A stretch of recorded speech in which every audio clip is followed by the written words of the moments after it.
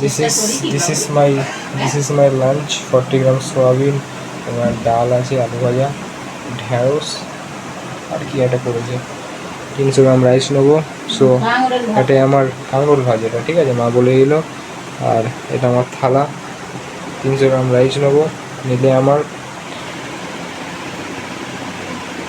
Post workout মিল complete হয়ে যাবে। Come on. So hello and welcome guys to my another video. একটা another video নয়, তো বেসিক্যালি বিষয়টা হয়েছে আমি 2 দিন হলো ভিডিও আপলোড করিনি। তো আজকের এই মুহূর্তে আমি 2টো ভিডিও পর আপলোড করব। এবং যেটা আজকের হলো তারিখটা আমি ভুলে গেছি, তারিখটা আমি মনে করে না, ফোন দেখে বলছি। তো আজকের তারিখ হলো 23শে মে। তো 23শে মে, বাইসেপটা বড় হয়ে গেছে না? কমেন্টে জানি না বাইসেপটা কত বড় হয়ে গেছে, যাই হোক এরকমভাবে বড় লাগছে। ও সো যেটা আমি বলছিলাম, কি বলছিলাম ভুলে গেছি। যাই হোক, কি বলছিলাম আমি বলছিলাম যে লাঞ্চের সময় আমি যে ভিডিওটা বানিয়েছিলাম না, ওই ভিডিওটা বানিয়েছিলাম। তারপর আমি জিমে গেছিলাম, জিম টিম করলাম, করে এলাম। তারপর এসে আমি গেছিলাম কালী পুজোতে। ওই একটাও জায়গায় আমি ভিডিও নিতে পারিনি, কারণ আমার মনে ছিল না। কি কামাল কাটতে হবে, আর আমার মনে ছিল না। এখন এই ভিডিওটা করছি, এর জন্য রিমাইন্ডারের জন্য ভিডিওটা করছি। ভিডিওটা হয়ে গেলে আমি কি করব, বাই দ্য ওয়ে দেখতে কিন্তু খুব একটা খারাপ লাগছে না। ওয়েট, আমি ফ্রন্ট ক্যামেরা থেকে ভিডিওটা করছি। হ্যালো, আশা করি তোমরা সবাই আমাকে ফ্রন্ট ক্যামেরা দেখতে পাচ্ছ। ফ্রন্ট ক্যামেরা থেকে করার একটা কারণ হলো, ব্যাক ক্যামেরা। ব্যাক ক্যামেরা থেকে করার একটা কারণ হলো, ব্যাক ক্যামেরা থেকে যখনই ভিডিও করা হয়, ভিডিওতে না অরিজিনাল ফেসটা বোঝা যায়। কিন্তু যেটা ফ্রন্ট ক্যামেরা, ওখানে ফেসটা অরিজিনাল দেখায় না, ওখানে ফ্লিপ, মানে আয়নায় যেরকম আমরা দেখি সেরকম একটা ফ্লিপড ভার্সন দেখায়। তো এই জন্য আমি ভিডিও করার সময় ফ্রন্ট ক্যামেরা প্রেফার করি। তার একটা কারণ হলো, ফ্রন্ট ক্যামেরায় ভিডিও কোয়ালিটিটা ভালো আসে। এবং যাই হোক, ওই একটা আলাদা টপিক, নিজের মুখ তো আশা করি আমি দেখে নিয়েছি।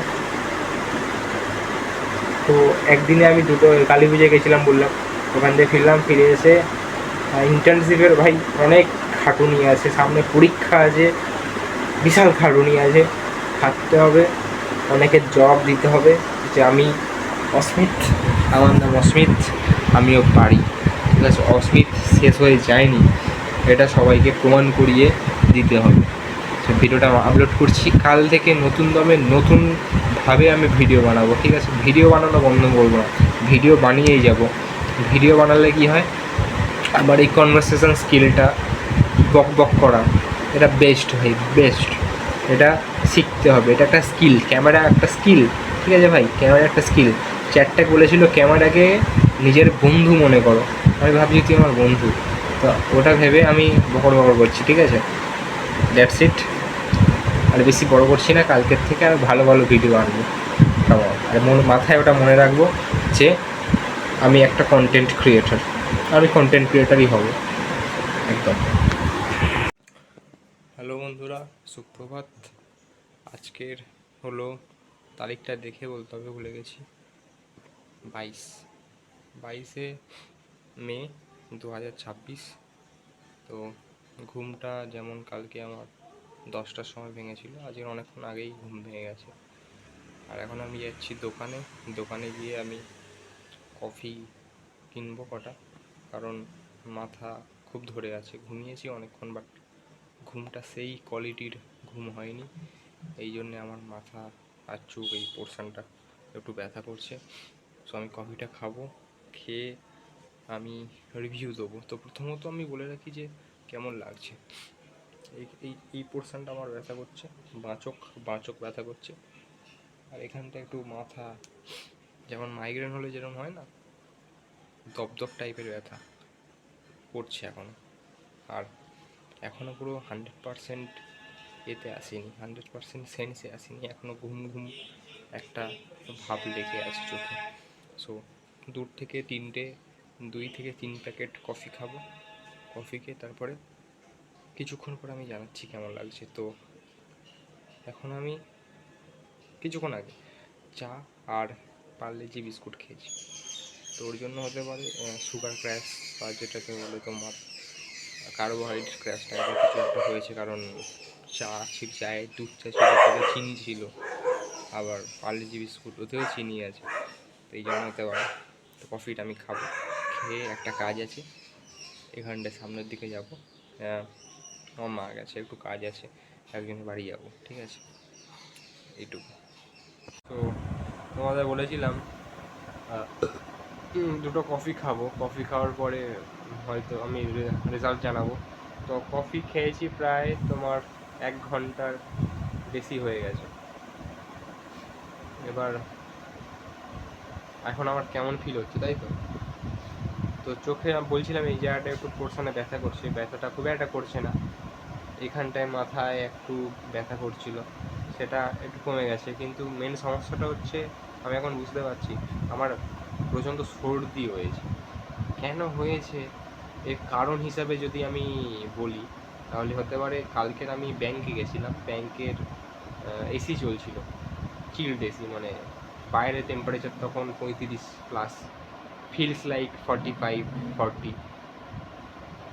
তো আমি এসির ওখানে রুমের টেম্পারেচার ছিল কত 22, অনেক ঠান্ডা ছিল ওখানে, আর ওখানে খুব ঠান্ডা লাগছিল, মানে গায়ে কাঁটা দিচ্ছিলো, এরকম ঠান্ডা ছিল। তারপর রুম থেকে বেরোলাম, বেরিয়ে ওই ঠান্ডার গরমের বলতে চাইছি ঠান্ডার গরমের জন্য এরকম হয়েছে।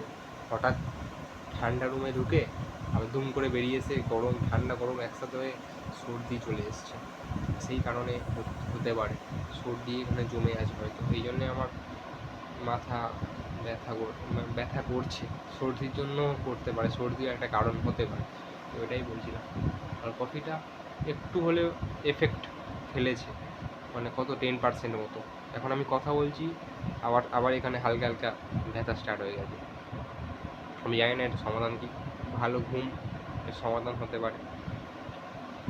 আর একটা যেটা বলার বিষয় আছে, আমি গেছিলাম আমার ওই একজনের বাড়ি বলছিলাম না, ওখানে গেছিলাম। তো কাজটা প্রথমে উল্লেখ করে নিই, একটা ডিবিটি লিঙ্ক করাতে গেছিলাম। তো ওখানে ওই বন্ধুটার বাড়ি ল্যাপটপ আছে, একটু ল্যাপটপ দিয়ে করলো, তো হলো না, বিশাল প্রবলেম হচ্ছে, মানে লাস্ট মোমেন্টে এসে ওটিপি সব কিছু নিয়ে তারপরে ক্যান্সেল করে দিচ্ছে, হচ্ছে না। অন্নপূর্ণা ভাণ্ডার কি পাবো না আমরা অন্নপূর্ণা ভাণ্ডার আই ডোন্ট নো কী আছে কপালে। ওখানে আবার দেখালো। তো আমি চান করতে গেছিলাম পুকুরে, ঠিক আছে, ঘরে ফিরে দেখি কারেন্ট নেই, ঘাম দেখতে পাচ্ছ, পুরো ঘেমে চান। এখনও লাঞ্চও করিনি, তো আমার লাঞ্চ তৈরি হচ্ছে, দেখো লাঞ্চটা কি,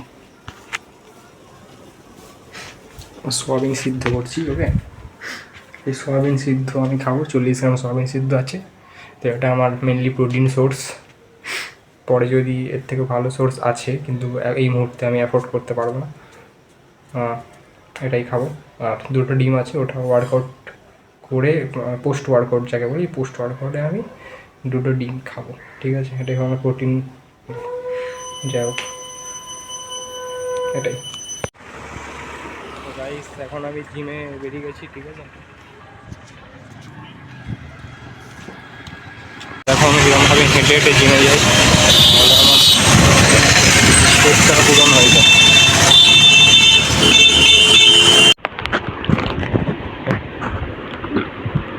হ্যালো এভরিওয়ান। তো কোথা থেকে শেষ করেছিলাম ঠিক মনে পড়ছে না, তবে জিমে গেছিলাম, জিম থেকে ফিরলাম, জিমে ভিডিও বানাতে ভুলে গেছি, অভ্যস্ত নই তো, চাষবাস নেই ভিডিও বানানোর, তাই সেই জন্যে আর কি বানাতে পারিনি। যাই হোক, তো এখন আমি ফিরলাম, ফিরে একটু নস্টালজিয়া আমার হিট হয়ে গেছিলো দুম করে। কেন, আমি আগে 2020 সালে, তখন 2020 সাল, আজ থেকে প্রায় 6 বছর আগে, 6 বছর আগে, পয়েন্ট টু বি নোটেড, আমি পড়তে যেতাম একটা আন্টির কাছে, তখন সবে ক্লাস 10-এ উঠেছি। আমার একটা কনটেক্সটটা দিয়ে দিই, আমার বাড়িতে একজন আন্টি পড়াতে আসতেন, দিদি বললে আরও বেটার হবে, দিদি পড়াতে আসতেন। তো ওনার বিয়ে হয়ে যায়, তো উনি আর পড়ান না। তো আমি নেক্সট একটা টিচার খুঁজি, সেটা আমাদের বাড়ি থেকে বেশ কিছুটা কাছে, বেশিক্ষণ না, হেঁটে গেলে 5 থেকে 60 মিনিট লাগে। তো ওনার কাছে আমি পড়তাম। ওনারা 2 বোন, ঠিক আছে। তো একজনের কাছে আমি ইতিহাস পড়তাম, ইতিহাস না মানে আর্টসের সাবজেক্টই পড়তাম বেসিক্যালি। আর একজনের কাছে শুধু বাংলা পড়তাম, আর ইংলিশ পড়তাম আমি আমার বাড়ির পাশে একটা কাকু থাকে, রানা কাকু, ওনার কাছে পড়তাম। আর 2 বোনের কাছে আমি পড়তাম আর কি বেসিক্যালি। তো আজের কি হলো, হোয়াটসঅ্যাপটা খুললাম, খুলে হোয়াটসঅ্যাপে ওনাদের আমি চ্যাট পড়ছিলাম যে কিরম আমি চ্যাট করতাম না করতাম। তো এখন একটা বলি বিশেষ কথা, ওনারা 2 বোন বলেছিলাম, যিনি সব 2 বোন না অ্যাকচুয়ালি, ওনারা অ্যাকচুয়ালি 3 বোন। তো আমি 2 বোনের কাছে পড়তাম, একদম যে বড় বোন তার কাছে পড়তাম, আর মেজো বোন আর ছোটো বোনটা তখন শান্তিনিকেতনে থাকতো পড়াশোনার উদ্দেশ্যে। তো বড় বোনটা আমি নাম উল্লেখ করছি না, তো বড় বোনটা বিবাহিত, মেজো বোনটা তখন আনম্যারেড ছিল। তো আমি চ্যাট খুলে দেখছি, আমি লিটারেলি যা তা তো নয়, মানে ইমোজি মানে চ্যাটিংয়ে উনি নর্মালি চ্যাটিং করতেন, মানে মেজো আন্টিটার কথা বলছিলাম, মানে নাম উল্লেখ করছি না, মেজো আন্টি। তো উনি নর্মালি কথা বলতেন, যেমন অস্মিত আজকের 8টার সময় এসো, তুমি কালকে কেন পড়তে আসোনি, কাল অবশ্যই এসো, মাইনেটা দিয়ে দিও, ফিসটা দিয়ে দিও, এরকম নর্মাল কথাবার্তা বলতেন। আমি মাঝখান থেকে শালা কী সব করতাম, মানে খুব খারাপ নয়, মানে ইমোজি পাঠিয়ে হালকা একটু ফ্ল্যাটি ম্যানারে, সেটা না দেখালে হয়তো বোঝা যায় না, মানে হালকা ফ্ল্যাটি ম্যানারে করতাম, বিকজ ওই মেজো আন্টিটা ভালো দেখতে ছিল, কিউট, লিটারলি কিউট, বিউটিফুল। আর যিনি বড় ওনারও ভালো দেখতে ছিল, বাট নট মাই টাইপ। এখানেও টাইপ চলে এসছে ভাই, যাই হোক, খুব ভালো ব্যাপার। আর ওটা গেল মেজো আন্টিটার। আর যিনি বড়, তো ওনার সাথে আমি নর্মালি ওকে ঠিক আছে, পড়তে চলে আসবে তো 4টের সময় পড়তে এসো, ওকে কালকে সকালে পড়তে আসবে, 8:30টার সময় পড়তে আসবে, এরকম নর্মালি চ্যাট করতাম, কোনো ইমোজির ব্যবহার করতাম না। কিন্তু যিনি যাকে ভালো দেখতে বললাম, ওনার সাথে কথা বলার সময় সর্বদা আমি একটা ইমোজি দিতাম, আর একটু বেশি করে কথা বলার চেষ্টা করতাম, মানে হারামিনেসটা খুব ছোটোবেলা থেকেই আছে, ঠিক আছে। তখন কত 15-16 বছর বয়স আমার, তখন থেকেই। তো ওনার কাছে আমি 10 পড়েছি, 11 পড়েছি, আর 12টা পড়েছি, কিন্তু 12-এর মাঝ রাস্তায় তো ওনার মেজো আন্টিটার বিয়ে হয়ে যায়। মোস্ট প্রবাবলি উনি পালিয়ে গিয়ে বিয়ে করেছিলেন, সেটা আমাদেরকে জানানো হয়নি, আমি একটা অ্যাজিউম করছি, আমি একটা আন্দাজ করছি যে উনি কাউকে কিছু না বলে বিয়ে করে নিয়েছিলেন। আর আমাদেরকে বলা হয়েছিল যে উনি কোথাও একটা জবে গেছেন, তো উনি পড়াতে পারবেন না। সো আমি আমার বাংলার টিচার চেঞ্জ করি, আমি যাই আমাদের এখানে একজন বিখ্যাত স্যার আছেন, ওনার কাছে পড়তে যাই। যাই হোক, তো এবার মেন এত কিছু বলার পিছনে কারণটা হলো, ওই চ্যাটগুলো পড়তে আমি সেই আগেকার দিনের কথা মনে করার চেষ্টা করছিলাম। হেঁটে যেতাম, বাবা সাইকেল করে দিয়ে আসতো, মানে একটু আলাদা লেভেলের নস্টালজিয়া আমার হিট হয়ে গেছিলো মনে করতে খুব দারুণ সময় কাটিয়েছি ওখানে, মানে নস্টালজিয়া ভাই জিনিসটা অতটা ভালো আমি এক্সপ্রেস হয়তো করতে পারছি না, কিন্তু আমার সত্যি খুবই ইমোশনাল হয়ে গেছিলাম ওই মেসেজগুলো পড়ে। তো এখন তো খুব একটা দেখা সাক্ষাৎ হয় না ওনাদের সাথে। কিছুদিন আগে, 1 মাস আগে হয়তো, উনি বড় আন্টিদের সাথে আমার দেখা হয়েছিল। তো উনি সব জিজ্ঞেস করলেন, ওনার মাকে মানে আন্টির মাও আমাকে খুব ভালো করে চেনেন। তো উনি বলছেন ভালো আছো, ওনার সাথে ভালো সম্পর্ক ছিল আমার, কথাবার্তা হতো, ঠিক আছে। তো কথাবার্তা এমনিই হচ্ছিলো নর্মাল, কী করছো, কেমন আছো, বাবা ভালো আছে, মা ভালো আছে, এইসব যেরকম সাধারণ মানুষ আর কথা বলে সেরকম নর্মাল কথাবার্তা বলে আমি চলে এসেছিলাম। এই হলো ব্যাপার, দ্যাটস ইট।